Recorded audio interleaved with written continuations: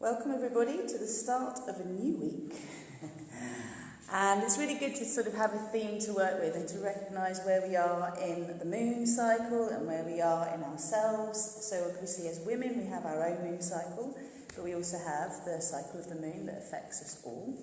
And currently we are in a waning phase of the moon. So we've gone from the full moon, which actually was a graduation. So we're in December 2018. It really was a graduation from old, the things that we've been working hard towards achieving. That full moon was really a sort of an epitome of everything that you've been working towards in the last year coming to fruition. And now this new moon offers us the opportunity to consider what our mythology is. And I'll give you an example, because I was just listening to Sarah Verben, which is very interesting the way she talks. This is about how we kind of live our lives. Are we givers who are endlessly giving and never have enough for ourselves, or we're always running out of time, or we have to work really hard and we tend to have one drama after another? We are all being invited now to remember we're conscious co-creators of our reality, and this is why I use yoga the way I do, or why I work with yoga the way I do, for us to access those channels that we can clear to bring the light and the love down and to activate it within us that allows us to manifest consciously and to see where we're blocking ourselves, where the miscreations are occurring.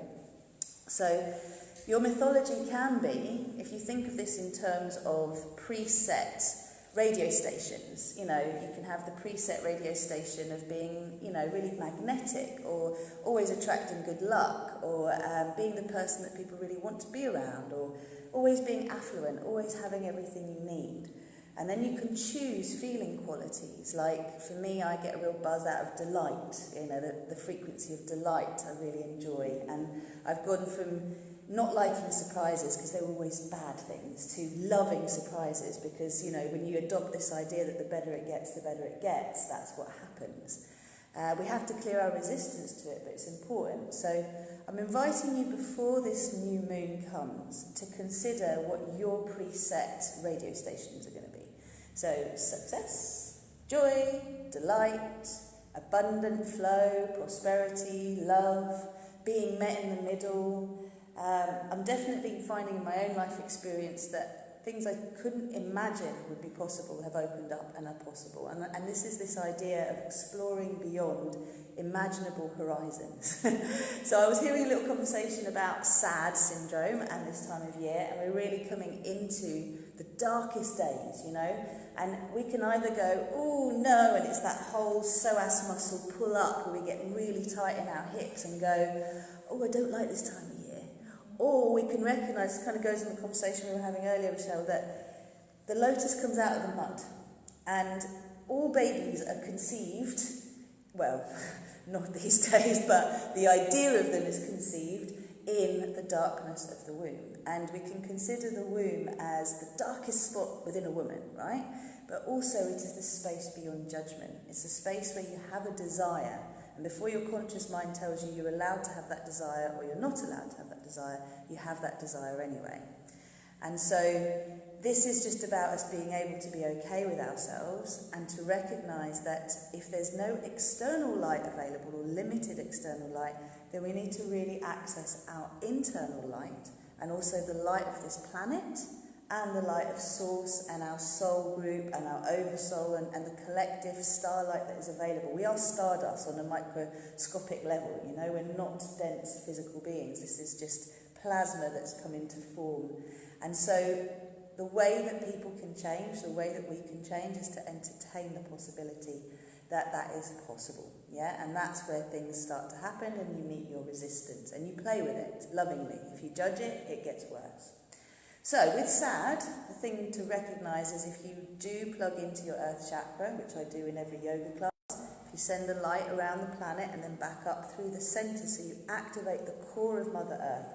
This is the ascending earth paradigm. It's not the doom and gloom, it's the thriving paradigm, which you can sort of resonate with the womb of creation that we all have. It doesn't matter on our gender. Our sacral chakra is the womb of creation within us, and we have a womb, a cosmic womb surrounding us. So you pull the energy back up through the centre, up through your body, up through your heart, activating and sending it back up and out. So you can look for toroidal flow, but what's going on with our sun, the sun is our local power source. So the source of all that is the light, the abounding light that's in the centre of the multiverse. Maybe we call it God, maybe we call it divinity, maybe we call it your I am presence, although there's more to it than that, but it's that sacredness that people call God, but it's beyond the religious conditioning. And then you pull that down through our sun, and our sun is relevant to our universe. And what's happening at the moment is a shift is going on within the sun, where if you've got matter and antimatter, it's like it's flipping so that the magnetic pull is going to be from the feminine rather than the masculine. So humanity and our yoga practice is evolving from solar plexus, power, power, strong, strong, to heart, to anahata, to devotion, to bhakti, to unconditional love, forgiveness. It's a huge strength that comes from expanding, forgiving, letting go, moving beyond the third dimensional judgment, which is really what 3D is about. It's judging good and bad, right and wrong, and moving into the place of unconditional love with boundaries. So your boundary is your physical body, right? You also have an energetic boundary. If people mess with that and don't respect it, you will naturally come out in anger. That's okay. You need to know that you have a strong inner being so that you can be soft towards life, to expect the good, to know that if something comes that you're not expecting, your reflexes are able to just move it out of the way. But then moving it out of the way, moving you out of danger, rather than us looking for reasons to go and attack. Does that make sense? This is all the martial arts practice this. So, we'll take our cacao now and just take a moment to connect with the card that you've got. Just remembering these are Leslie's amazing Oracle Healing cards. And the theme this week really will be about turning your inner light on by plugging into all of the support that is available. So firstly, ask your higher self for help. You know, if you don't even know what you want life to look like, how do you want it to feel? Start there and invite that feeling into your body. So we're going to close our eyes just for a sec. Take a moment to welcome the breath into the heart and honour the divine spark, the unique spark that is within each of us. Welcome your breath as the source of all that is, the divine being breathed through you. You are the divine. And then taking your breath down to the base of your spine, becoming aware of the connection between your physical body and the earth beneath you, however much concrete and yoga mat and blanket and whatever else is there. Just take a moment to be aware of the energy centre beneath the surface of the earth, which is your earth chakra. And allow yourself now, through the sound Ma, to activate that chakra. Then we're going to become aware of the soul chakra above the crown of the head. And we're going to activate that with the sound Om, which helps us to pull in all of the divine guidance we need to support us at this stage of our evolution into the Thrive paradigm. And then we come back to the heart with the sound An, A-N, which is unity consciousness. And it allows us to move beyond duality into oneness. And we use our practice, we invite the Cacao Diva to bring balance and harmony where it's needed, to allow a glimpse of this unity consciousness, which is expressed through the breath and the movements in the body combined, and the welcoming of whatever emotions, thoughts are triggered. As we bring light to them, they transmute into love and are released. We do this in service to humanity. We do this to bring peace to ourselves and to radiate it out for the highest good of all. Taking a deep breath in. Ma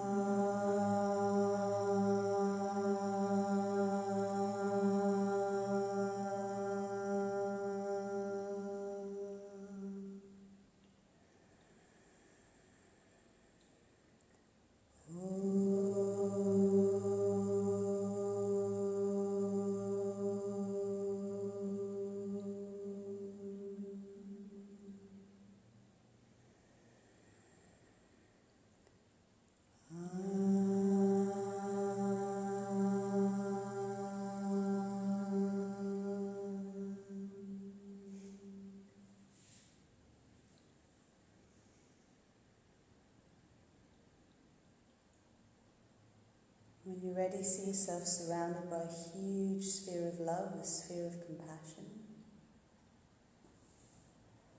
And feel your core line, your inner lightsaber, connecting you from the sun, through your soul chakra, through your body, down through your earth chakra. Send this light around the planet and back up through the earth's core, filling that crystalline core with light, and then taking it all the way up into your heart, out through the crown of your head again. So the light radiates from your heart, through your pelvic floor and through the crown of your head. And you're using your practice, whether you meet me today on a Monday or at About Balance on a Thursday, to energize your field, your body, with as much light as is available. So you glow through the dark.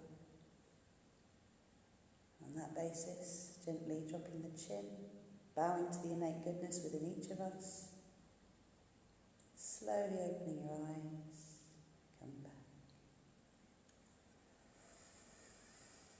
Here's to your well-being. May the practice begin.